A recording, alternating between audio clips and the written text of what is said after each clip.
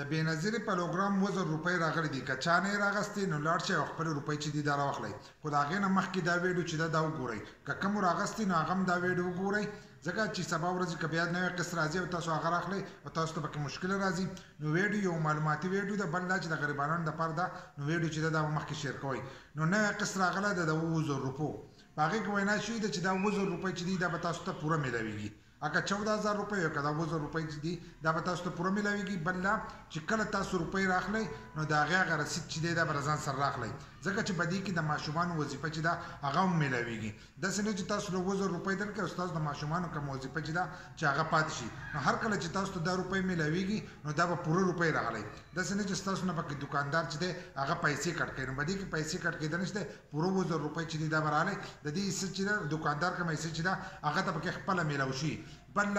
هر کله چې تاسو پیسو لځئ نو د هغې نه مخکې به خپل شناختي کارت ګورئ داسې نه چې ستاسو شناختي کارت چې دی هغه ایکسپیر دي که ستاسو شناختي کارت ایکسپیر وي نو دا روپۍ چې دي بیا تاسو ته نشي میلاوېدلی نو لاول به خپل شناختي کارت چې دی دا به نوی کوئ اگر بېنظیره قسط راغلی یا نه راغلی یا بېنظیره روپۍ ستاسو وي یا نه خو خپل شناختي کارت چې دی دا به هر ټایم چې دی ستاسو سره نوی پروت وي لکه چې په هغې کې وخت وي که وخت پکې نه وي نو بیا په هر ځای کې چې دی تاسو ته مشکل راځي نو کم کسان چې بېنظیره روپۍ راغلي نو هغه دې لاول خپل شناختي کارت وګوري که په شناختي کارت کې ټایم وي نو هلو به تاسو هغه روپو لځئ که ټایم پکې نه وي نو لاول به شناختي کارت چې دی د هغې نه مخکې نوی کوئ بل نه که تاسو هلته لاړ شئ او هغه تاسو ته ووایي چې روپۍ نشته نو دا روپۍ چې دي دا به ستاسو په اکاونټ کې نه جمع شي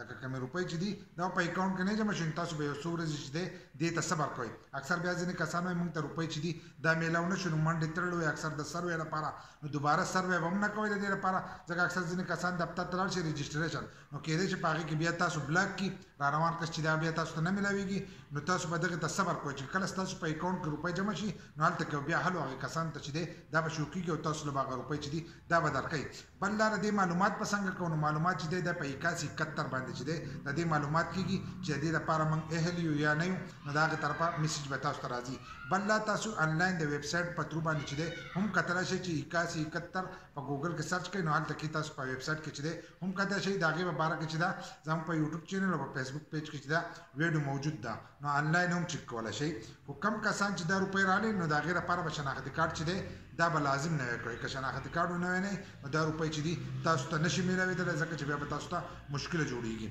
نو که کم کسانو شناختي کارت سره برابر وي لاړ شئ او خپل 1000 روپۍ چې دي دا راواخلئ نو دا د بېنظیرې پروګرام یو نوی اپډیټ و ما چې د دې سره شیر کړم بل لا که ویډیو مو خوښه شي نو یو لایک شیر کمنټ چې د دې ویډیو له لازم ورکړئ او داسې نور ویډیوګانو دپاره چې دی زموږ د فیسبوک پیج هم د ځان سره فالو کړئ یوټیوب چینل چې دی هغه هم د ځان سره سبسکرایب کړئ